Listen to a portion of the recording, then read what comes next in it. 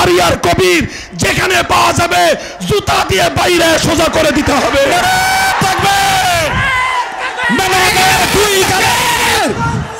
জুতা মারো তালে তালে, শাহরিয়ার কবিরের দুই গালে জুতা মারো তালে তালে, জুতা মারো তালে তালে।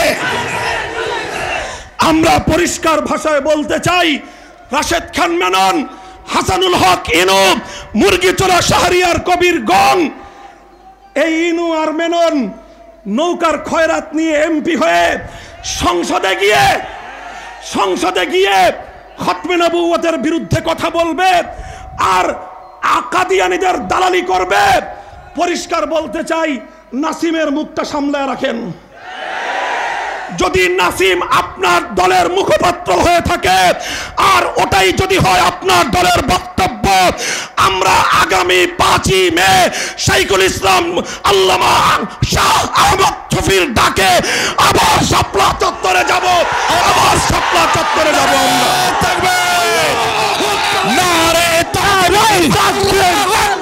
ইসলামের শত্রুরা হুঁশিয়ার সাবধান, হুঁশিয়ার সাবধান। বসেন বসেন, কথা হবে আজকে পরিষ্কার। এটা আল্লামা আহমদ শফির দেশে কাদিয়ানীদের দালালি করে সংসদ ভবনে কাউকে থাকতে দেওয়া হবে না। যদি আরেকটা যুদ্ধের প্রয়োজন হয়, আবার শাপলা চত্বরে যেতে কারা কারা প্রস্তুত? সপ্তাহের মধ্যে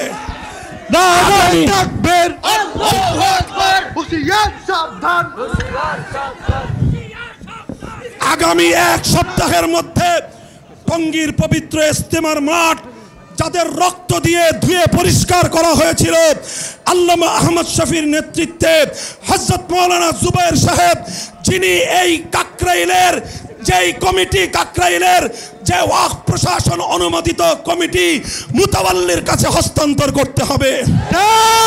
আমরা ধৈর্য ধরেছি, আরো ধৈর্য ধরতে চাই, কিন্তু যদি আল্লামা আহমদ শফি, জুনায়েদ বাবু নগরী যদি আমাদেরকে আগামী জুমা ইজতেমার ময়দানে গিয়ে আদায় করতে বলেন, যে কোনো মূল্যে রক্তের বিনিময়ে, রক্তের সাগর পাড়ি দিয়ে সেই জুমা কামিয়াব করতে হবে।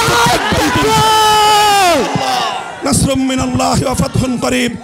দেখা হবে আবার যুদ্ধের ময়দানে ইনশাআল্লাহ। শাহরিয়ার কবিরের গালে গালে, আমরা সকলেই সহ্য সহকারে শুনি।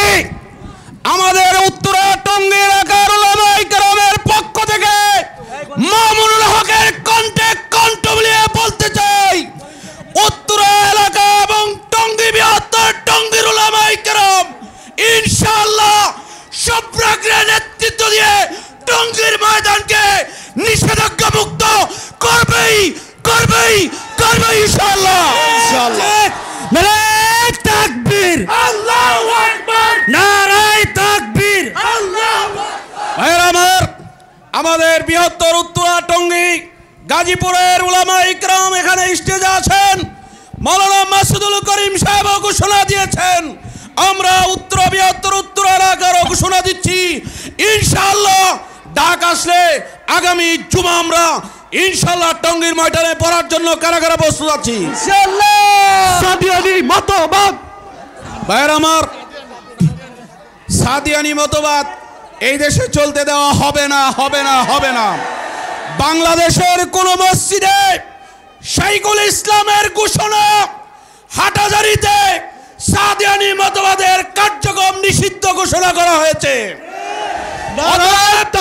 হাটহাজারী মাদ্রাসা হাটহাজারী নেই, সারা বাংলায় সাদিয়ানি মতবাদ নিষিদ্ধ ঘোষণা করতে হবে, করতে হবে, করতে হবে।